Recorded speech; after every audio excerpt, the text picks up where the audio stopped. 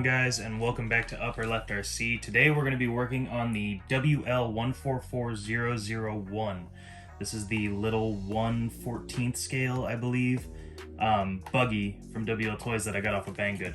I ordered this kit, the all-metal kit, which replaces, you know, swing arms, trailing arms, steering linkages, suspension linkages, mounts, bearings. It even replaces the servo saver. So I've been putting off doing this just because it didn't come with any instructions.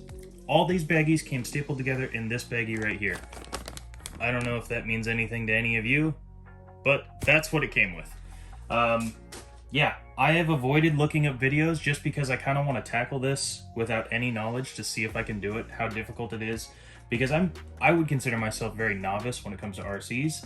And I think something like this, if it doesn't come with instructions, is going to be fairly straightforward, and I hope I can do it. I might have to look up someone's video or something or see if I could find instructions, but beyond that, we're just going to wing it and hopefully it goes well. After that, we'll take it out for a spin and take it for a drive, see if it's any better. I don't know. I don't know if what this is really supposed to do, if it makes it more durable, I guess, but normally when you add a lot of metal components, it gets heavier, which means you have a lot more mass traveling at high speed, so you're going to have a lot bigger impact and probably bend something versus just snapping a piece of plastic you can replace. But the good news is, if it sucks, we can revert it back to plastic. Let's give it a shot and jump right into it. Alright, so I'm not really too sure where to start with this, but as you'll remember, this is the one that we did the shoe goo thing on, and I can tell you right now, it is definitely a lot more rigid and a lot stronger. It doesn't hardly bend at all anymore, so that's really cool. I guess we should just start by taking the whole thing apart, stripping it down to just basically a chassis, and then picking some parts and start putting them back on. So let's do that.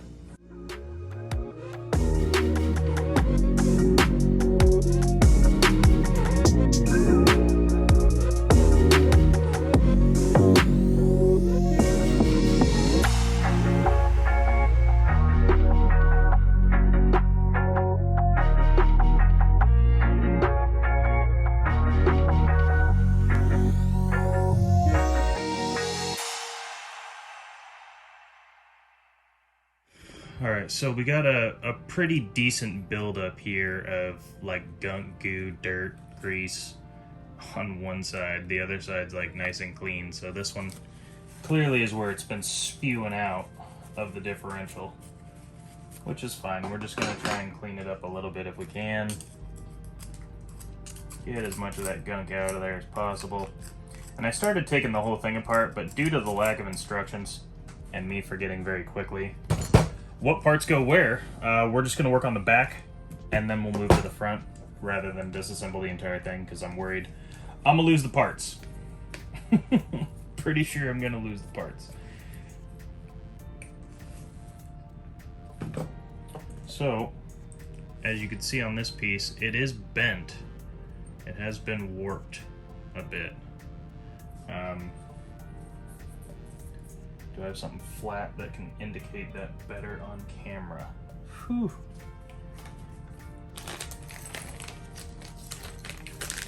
So, looking at the new one, you can tell it's much thicker. There, now you can see that it has been bent. So it's not super strong by any means. They're both aluminum, but this is much, much thicker. Actually, this might even be steel, I'm not sure. Oh, it's aluminum. Just a very thin grade of aluminum. But this new one is much chunkier, much bulkier. And I'm guessing it goes on this way? Or this way?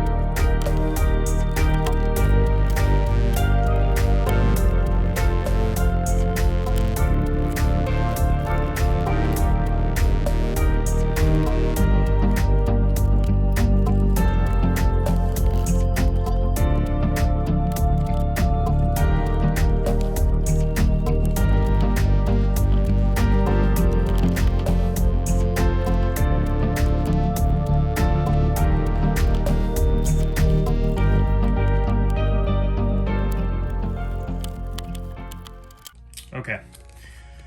So we got the rear end all put together with the metal components. I do like this brace a bit better.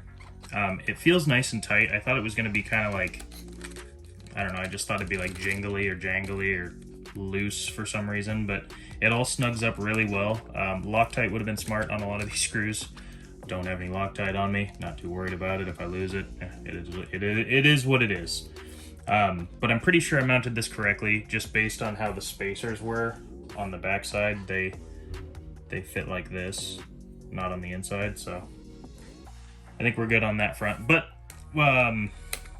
it's all got a good smooth feel to it. This drive shaft did feel like it was too long. It was pushing on the backside of this knuckle down here pretty hard, and it wouldn't really rotate, so I had to loosen this up. And so the wheels do have a bit of a camber inward on the bottom, the way they sit. You might be able to see that on camera. So I will need to adjust those back a little, just so the wheels sit a little more flush, because the top half of the wheel is coming out this way, the bottom half is going in this way, so it's towed in or cambered in underneath. So hopefully that won't mess with this drive shaft. I'm pretty sure this drive shaft originally was on this side. I can't imagine why they wouldn't be universal. Everything's pretty symmetrical as far as the rear of these cars go, but it did feel tighter on this side and not as tight on this side, so who knows. Might be the right one. Maybe it was always like that. Either way, we're gonna finish up the front end here. Probably do it off camera. It's the same as the back.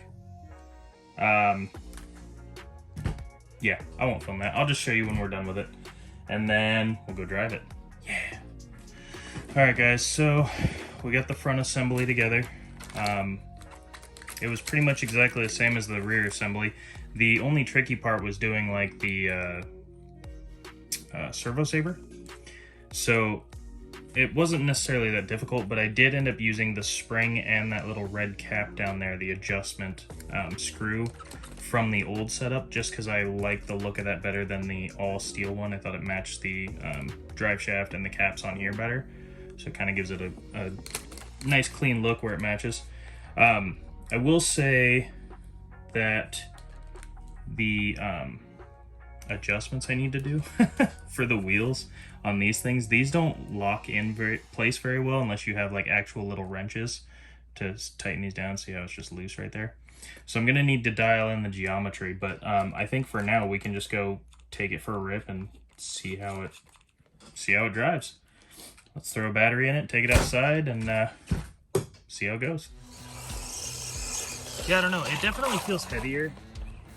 Like as a whole, it is just aluminum parts, so it's not super heavy, but it's definitely heavier than it was.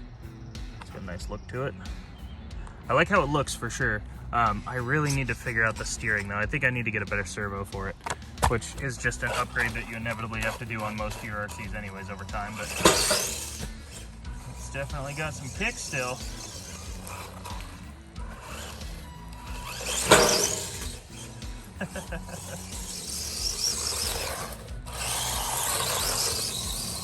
It's still plenty quick. It's hard to tell how much of a difference it made really, unless I get it out on the street or something, which I might end up doing, but I at least wanted to get some runtime video footage of it after putting all this heavy stuff on it.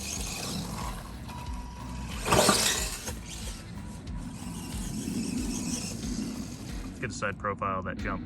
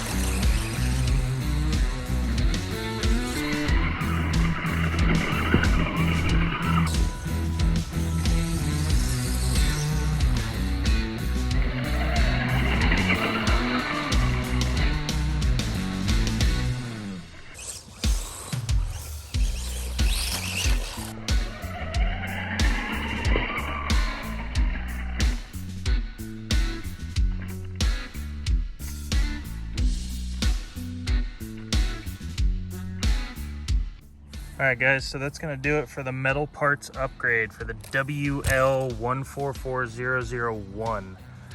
It definitely gives it a little more weight, which is nice.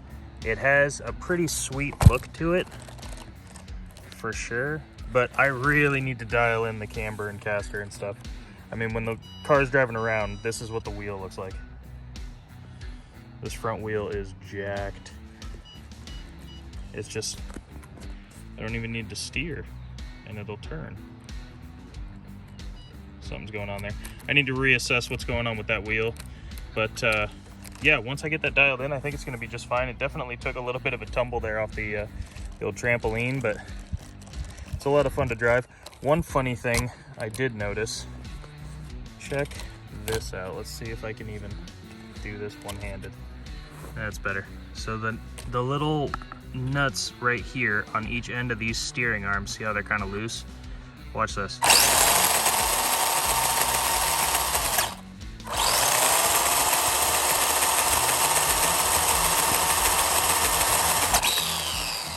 There's so much vibration that they will actually screw and unscrew themselves. I don't know if you saw this one here, but it was like kind of tight on one side. This screw's coming out pretty much completely. Yeah, I need LocTight bad if I'm gonna keep this on here. So I'm gonna go LocTight this whole thing. We'll come back to this car at some point in the future for sure. I wanna take it to a track, see how it does around a track. But that's gonna do it for today, guys. Hope you enjoyed the video, and I'll see you in the next one.